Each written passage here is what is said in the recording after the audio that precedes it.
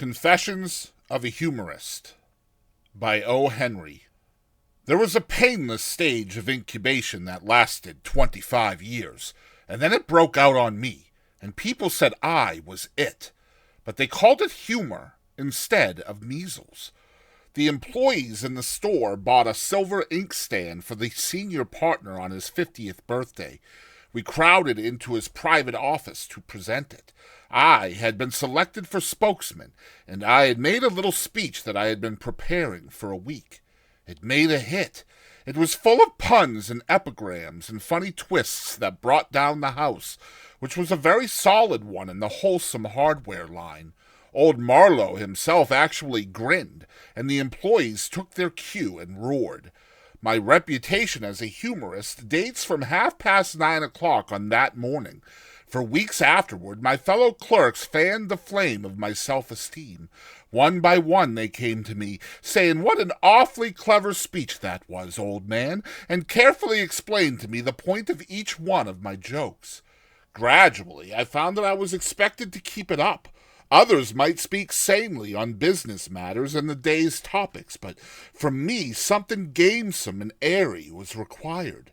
I was expected to crack jokes about the crockery and lighten up the granite ware with persiflage. I was second bookkeeper, and if I failed to show up a balance sheet without something comic about the footings or could find no cause for laughter on an invoice of plows, the other clerks were disappointed. By degrees my fame spread, and I became a local character. Our town was small enough to make this possible. The daily newspaper quoted me. At social gatherings I was indispensable. I believe I did possess considerable wit and a facility for quick and spontaneous repartee. This gift I cultivated and improved by practice, and the nature of it was kindly and genial, not running to sarcasm or offending others. People began to smile when they saw me coming, and by the time we had met, I generally had the word ready to broaden the smile into a laugh. I had married early. We had a charming boy of 3 and a girl of 5. Naturally, we lived in a vine-covered cottage, and we were happy. My salary as bookkeeper in the hardware concern kept at a distance those ills attendant upon superfluous wealth. At sundry times I had written out a few jokes and conceits that I considered peculiarly happy, and had sent them to certain periodicals that print such things. All of them had been instantly accepted. Several of the editors had written to request further contributions. One day I received a letter from the editor of a famous weekly publication. He suggested that I submit to him a humorous composition to fill a column of space, hinting that he would make it a regular feature of each issue if the work proved satisfactory. I did so, and at the end of 2 weeks he offered to make a contract with me for a year at a figure that was considerably higher than the amount paid me by the hardware firm. I was filled with delight. My wife already crowned me in her mind with the imperishable evergreens of literary success. We had lobster croquettes and a bottle of blackberry wine for supper that night. Here was the chance to liberate myself from drudgery. I talked over the matter very seriously with Louisa. We agreed that I must resign my place at the store and devote myself to humor. I resigned. My fellow clerks gave me a farewell banquet. The speech I made there coruscated. It was printed in full by the Gazette. The next morning I awoke and looked at the clock. "Late, by George!" I exclaimed, and grabbed for my clothes. Louisa reminded me that I was no longer a slave to hardware and contractors' supplies. I was now a professional humorist. After breakfast, she proudly led me to the little room off the kitchen. Dear girl, there was my table and chair, writing pad, ink, and pipe tray, and all the author's trappings, the celery stand full of fresh roses and honeysuckle, last year's calendar on the wall, the dictionary, and a little bag of chocolates to nibble between inspirations. Dear girl, I sat me to work. The wallpaper is patterned with arabesques or odalisques, or perhaps it is trapezoids. Upon one of the figures I fixed my eyes. I bethought me of humor. A voice startled me, Louisa's voice. "If you aren't too busy, dear, it said. "Come to dinner." I looked at my watch. Yes, 5 hours had been gathered in by the grim scytheman. I went to dinner. "You mustn't work too hard at first," said Louisa. "Goethe, or was it Napoleon, said 5 hours a day is enough for mental labor. Couldn't you take me and the children to the woods this afternoon?" "I am a little tired," I admitted. So we went to the woods, but I soon got the swing of it. Within a month I was turning out copy as regular as shipments of hardware, and I had success. My column in the weekly made some stir, and I was referred to in a gossipy way by the critics as something fresh in the line of humorists. I augmented my income considerably by contributing to other publications. I picked up the tricks of the trade. I could take a funny idea and make a 2-line joke of it, earning $1. With false whiskers on, it would serve up cold as a quatrain, doubling its producing value. By turning the skirt and adding a ruffle of rhyme, you would hardly recognize it as vers de société, with neatly shod feet and a fashion plate illustration. I began to save up money, and we had new carpets and a parlor organ. My townspeople began to look upon me as a citizen of some consequence, instead of the merry trifler I had been when I clerked in the hardware store. After 5 or 6 months, the spontaneity seemed to depart from my humor. Quips and droll sayings no longer fell carelessly from my lips. I was sometimes hard run for material. I found myself listening to catch available ideas from the conversation of my friends. Sometimes I chewed my pencil and gazed at the wallpaper for hours, trying to build up some gay little bubble of unstudied fun. And then I became a harpy, a Moloch, a Jonah, a vampire to my acquaintances. Anxious, haggard, greedy, I stood among them like a veritable killjoy. Let a bright saying, a witty comparison, a piquant phrase fall from their lips, and I was after it like a hound springing upon a bone. I dared not trust my memory, but, turning aside guiltily and meanly, I would make a note of it in my ever-present memorandum book or upon my cuff for my own future use. My friends regarded me in sorrow and wonder. I was not the same man. Where once I had furnished them entertainment and jollity, I now preyed upon them. No jests from me ever bid for their smiles now. They were too precious. I could not afford to dispense gratuitously the means of my livelihood. I was a lugubrious fox, praising the singing of my friends, the crows, that they might drop from their beaks the morsels of wit that I coveted. Nearly every one began to avoid me. I even forgot how to smile, not even paying that much for the sayings I appropriated. No persons, places, times, or subjects were exempt from my plundering in search of material. Even in church, my demoralized fancy went hunting among the solemn aisles and pillars for spoil. Did the minister give out the long meter doxology? At once I began. Doxology, sockdology, sockdologer, meter. The sermon ran through my mental sieve, its precepts filtering unheeded. Could I but glean a suggestion of a pun or a bon mot? The solemnest anthems of the choir were but an accompaniment to my thoughts as I conceived new changes to ring upon the ancient comicalities concerning the jealousies of soprano, tenor, and basso. My own home became a hunting ground. My wife is a singularly feminine creature, candid, sympathetic, and impulsive. Once her conversation was my delight, and her ideas a source of unfailing pleasure. Now I worked her. She was a gold mine of those amusing but lovable inconsistencies that distinguish the female mind. I began to market those pearls of unwisdom and humor that should have enriched only the sacred precincts of home. With devilish cunning I encouraged her to talk. Unsuspecting, she laid her heart bare. Upon the cold, conspicuous, common, printed page, I offered it to the public gaze. A literary Judas, I kissed her and betrayed her. For pieces of silver I dressed her sweet confidences in the pantalettes and frills of folly, and made them dance in the marketplace.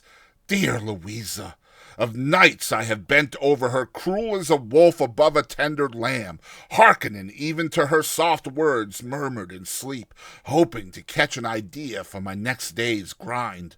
There's worse to come. God help me! Next, my fangs were buried deep in the neck of the fugitive sayings of my little children. Guy and Viola were two bright fountains of childish, quaint thoughts and speeches. I found a ready sale for this kind of humor, and was furnishing a regular department in a magazine with funny fancies of children. I began to stalk them as an Indian stalks the antelope. I would hide behind sofas and doors, or crawl on my hands and knees among the bushes in the yard to eavesdrop while they were at play. I had all the qualities of a harpy except remorse.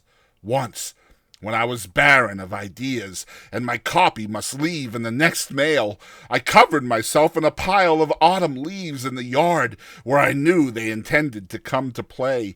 I could not bring myself to believe that Guy was aware of my hiding place, but even if he was, I would be loath to blame him for his setting fire to the leaves, causing the destruction of my new suit of clothes, and nearly cremating a parent. Soon my own children began to shun me as a pest. Often, when I was creeping upon them like a melancholy ghoul, I would hear them say to each other, "Here comes Papa!" and they would gather their toys and scurry away to some safer hiding place. Miserable wretch that I was! And yet, I was doing well financially. Before the first year had passed, I had saved $1,000, and we had lived in comfort. But at what a cost! I am not quite clear as to what a pariah is, but I was everything that it sounds like. I had no friends, no amusements, no enjoyment of life. The happiness of my family had been sacrificed. I was a bee, sucking sordid honey from life's fairest flowers, dreaded and shunned on account of my sting. One day a man spoke to me, with a pleasant and friendly smile. Not in months had the thing happened. I was passing the undertaking establishment of Peter Heffelbauer. Peter stood in the door and saluted me. I stopped, strangely wrung in my heart by his greeting. He asked me inside. The day was chill and rainy. We went into the back room where a fire burned and a little stove. A customer came, and Peter left me alone for a while. Presently I felt a new feeling stealing over me, a sense of beautiful calm and content. I looked around the place.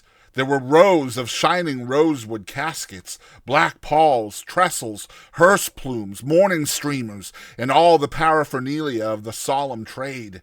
Here was peace, order, silence, the abode of grave and dignified reflections. Here, on the brink of life, was a little niche pervaded by the spirit of eternal rest. When I entered it, the follies of the world abandoned me at the door. I felt no inclination to wrest a humorous idea from those somber and stately trappings. My mind seemed to stretch itself to grateful repose upon a couch draped with gentle thoughts. A quarter of an hour ago I was an abandoned humorist. Now I was a philosopher, full of serenity and ease. I had found a refuge from humor, from the hot chase of the shy quip, from the degrading pursuit of the panting joke, from the restless reach after the nimble repartee. I had not known Heffelbauer well. When he came back, I let him talk, fearful that he might prove to be a jarring note in the sweet, dirge-like harmony of this establishment. But no, he chimed truly. I gave a long sigh of happiness. Never have I known a man's talk to be as magnificently dull as Peter's was. Compared with it, the Dead Sea is a geyser. Never a sparkle or a glimmer of wit marred his words. Commonplaces as trite and as plentiful as blackberries flowed from his lips, no more stirring in quality than a last week's tape running from a ticker. Quaking a little, I tried upon him one of my best pointed jokes. It fell back ineffectual, with the point broken. I loved that man from then on. 2 or 3 evenings each week I would steal down to Heffelbauer's and revel in his back room. That was my only joy. I began to rise early and hurry through my work, that I might spend more time in my haven. In no other place could I throw off my habit of extracting humorous ideas from my surroundings. Peter's talk left me no opening had I besieged it ever so hard. Under this influence, I began to improve in spirits. It was the recreation from one's labor which every man needs. I surprised one or two of my former friends by throwing them a smile and a cheery word as I passed them on the streets. Several times I dumbfounded my family by relaxing enough to make a jocose remark in their presence. I had so long been ridden by the incubus of humor that I seized my hours of holiday with a schoolboy's zest. My work began to suffer. It was not the pain and burden to me that it had been. I often whistled at my desk and wrote with far more fluency than before. I accomplished my tasks impatiently, as anxious to be off to my helpful retreat as a drunkard is to get to his tavern. My wife had some anxious hours in conjecturing where I spent my afternoons. I thought it best not to tell her. Women do not understand these things. Poor girl! She had one shock out of it. One day, I brought home a silver coffin handle for a paperweight and a fine fluffy hearse plume to dust my papers with. I'd loved to see them on my desk and think of the beloved back room down at Heffelbauer's. But Louisa found them, and she shrieked with horror. I had to console her with some lame excuse for having them, but I saw in her eyes that the prejudice was not removed. I had to remove the articles, though, at double-quick time. One day, Peter Heffelbauer laid before me a temptation that swept me off my feet. In his sensible, uninspired way, he showed me his books and explained that his profits and his business were increasing rapidly. He had thought of taking in a partner with some cash. He would rather have me than anyone he knew. When I left his place that afternoon, Peter had my check for the $1,000 I had in the bank, and I was a partner in his undertaking business. I went home with feelings of delirious joy, mingled with a certain amount of doubt. I was dreading to tell my wife about it, but I walked on air, to give up the writing of humorous stuff, once more to enjoy the apples of life, instead of squeezing them to a pulp for a few drops of hard cider to make the pubic feel funny. What a boon that would be! At the supper table, Louisa handed me some letters that had come during my absence. Several of them contained rejected manuscript. Ever since I first began going to Heffelbauer's, my stuff had been coming back with alarming frequency. Lately, I had been dashing off my jokes and articles with the greatest fluency. Previously, I had labored like a bricklayer, slowly and with agony. Presently, I opened a letter from the editor of the weekly with which I had a regular contract. The checks for that weekly article were still our main dependence. The letter ran thus: Dear Sir, as you are aware, our contract for the year expires with the present month. While regretting the necessity for doing so, we must say that we do not care to renew same for the coming year. We were quite pleased with your style of humor, which seems to have delighted quite a large proportion of our readers. But for the past 2 months, we have noticed a decided falling off in its quality. Your earlier work showed a spontaneous, easy, natural flow of fun and wit. Of late, it is labored, studied, and unconvincing, giving painful evidence of hard toil and drudging mechanism. Again, regretting that we do not consider your contributions available any longer, we are, yours sincerely, the editor.